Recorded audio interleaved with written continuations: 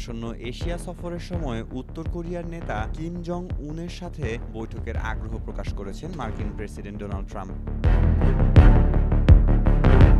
কিমের সাথে তার দারুণ সম্পর্ক রয়েছে এবং তিনি এই বৈঠকের জন্য প্রস্তুত বলেই মন্তব্য করেছেন ট্রাম্প। যদিও হোয়াইট হাউসের সময়সূচিতে বৈঠকের উল্লেখ নেই, দক্ষিণ কোরিয়ার মন্ত্রীরা বৈঠকের উল্লেখযোগ্য সম্ভাবনা দেখছেন।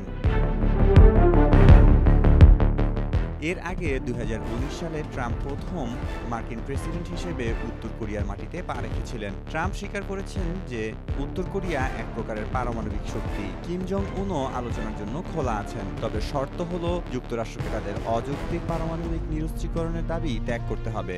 ট্রাম্প তার সফরে চীন ও জাপান সহ বিভিন্ন দেশের নেতাদের সাথে দেখা করবেন। মেহেদী মাসুদ, জনকণ্ঠ।